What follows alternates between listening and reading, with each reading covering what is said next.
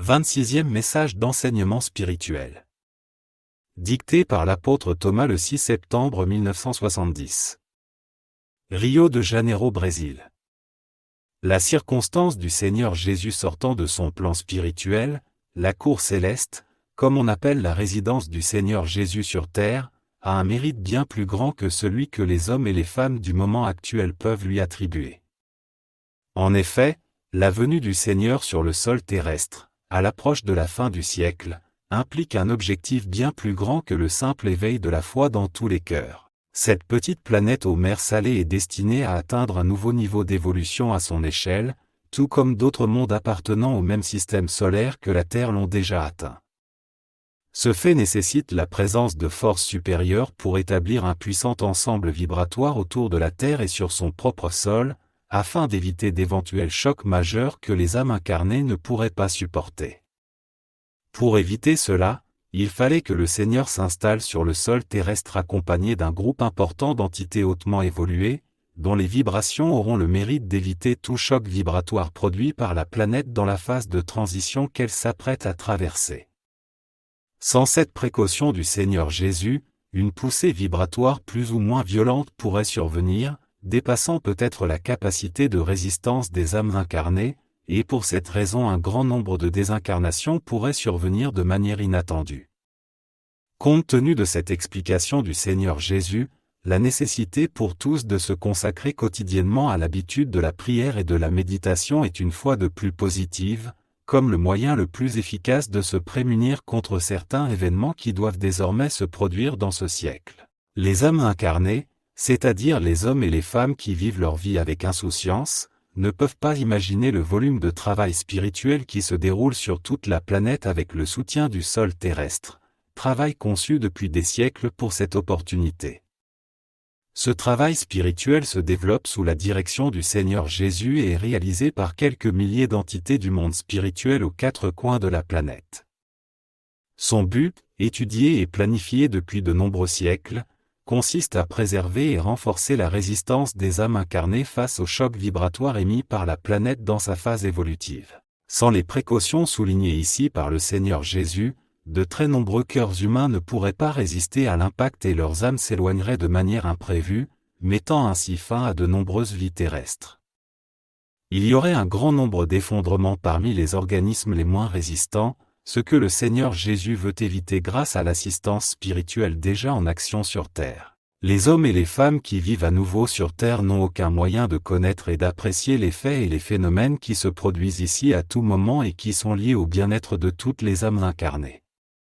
Ces instruments de vérification météorologique ne reflètent que l'état atmosphérique, bien que de manière très imprécise, ce qui constitue néanmoins une belle avancée scientifique.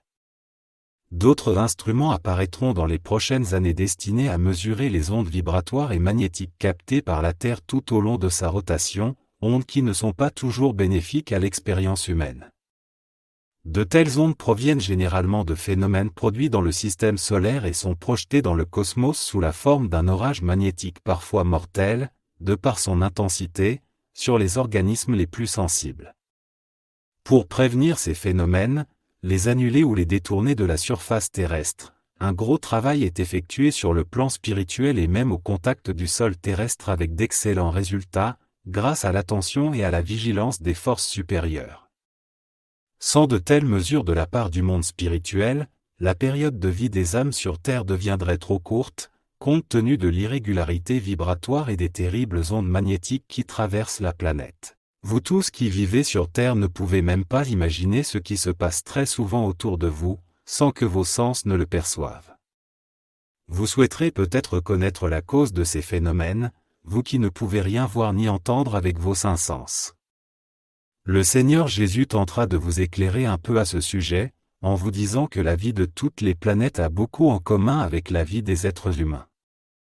Par exemple, un conflit armé déclenché sur cette planète exerce une certaine influence sur les autres planètes du système, compte tenu des correspondances vibratoires qui existent dans chacune d'elles. Le dernier conflit ici, dans les années 1940, a grandement troublé les habitants des deux planètes les plus proches, projetant sur eux de puissantes vibrations magnétiques devenues assez péjoratives pour leur population. Le déclenchement d'un conflit armé sur Terre, par exemple, modifie substantiellement les caractéristiques vibratoires de sa population. Les personnes impliquées dans le conflit commencent à émettre des ondes vibratoires qui ont un grand effet sur les forces combattantes, des ondes qui imprègnent le sentiment de destruction des forces ennemies. Le côté opposé, encouragé par ses dirigeants, fait de même, et les deux forces vibratoires entrent en collision, formant un puissant égrégore mental qui s'élève dans l'atmosphère, pénètre dans le cosmos sans direction définie, jusqu'à trouver une formation planétaire sur laquelle se poser. Alors que les sources d'émissions terrestres continuent d'émettre le même type vibratoire, une connexion s'établit entre la Terre et la planète trouvée par l'égrégore mental, déversant en elle tous les sentiments guerriers émis par la population terrestre engagée dans le conflit. C'est pourquoi le Seigneur Jésus s'efforce de mettre fin une fois pour toutes au désaccord entre les hommes qui vivent occasionnellement sur Terre, en mettant fin aux regrettables conflits armés, typiques des populations arriérées, et donc encore ignorantes. L'intelligence a été donnée à l'homme pour résoudre intelligemment ses problèmes, tant privés que personnels, ainsi que ceux de l'État dont le destin lui est confié.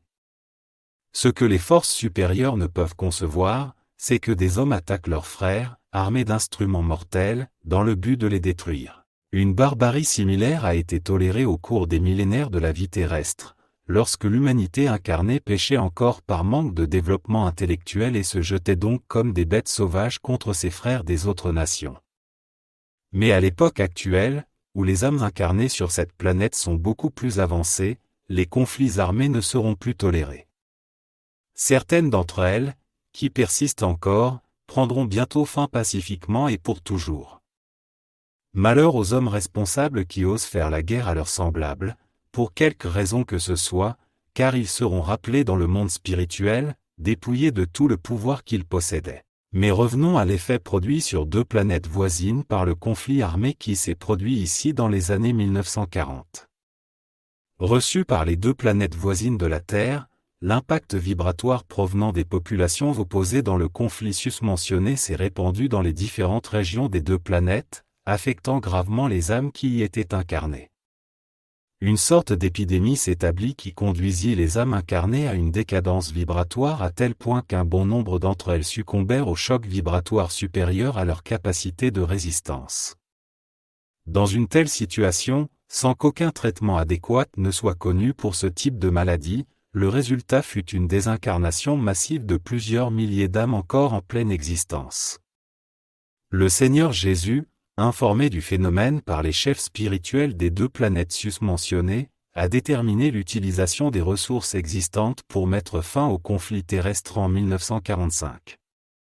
À cette fin, les forces supérieures ont utilisé une puissante concentration vibratoire existant sur Terre, une sorte de gigantesque accumulateur d'énergie, construit précisément à cet effet. Cette opération fut alors initiée avec un soutien vibratoire au côté sain du conflit, celui qui devait accepter le défi lancé par les forces du mal en même temps que les inspirations guerrières projetaient des couches inférieures du monde spirituel sur le mal. Les deux côtés du conflit ont été interceptés. Cette aide des forces supérieures au côté sain du conflit s'est rapidement vérifiée par les premières grandes victoires dans les sables de l'Afrique du Nord, pour continuer et gagner définitivement dans les affrontements qui ont eu lieu sur les terres du continent européen.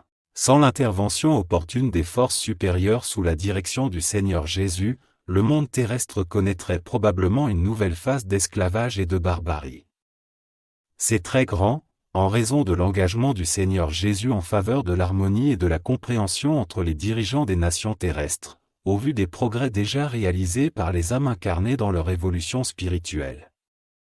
Le monde spirituel ne peut plus tolérer l'engagement d'âmes incarnées dans des conflits armés, surtout après avoir possédé le degré d'intelligence qu'elles ont tout acquis au cours de millénaires de vie et d'expériences terrestres.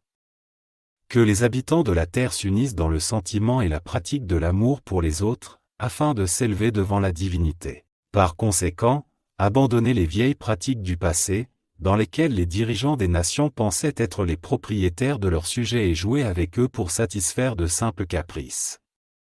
Tous les dirigeants des peuples doivent être habilités à savoir que chaque individu représente une étincelle divine, transformée en une âme qui est sur terre, comme eux, en phase d'apprentissage pour leur élévation spirituelle plus grande et constante.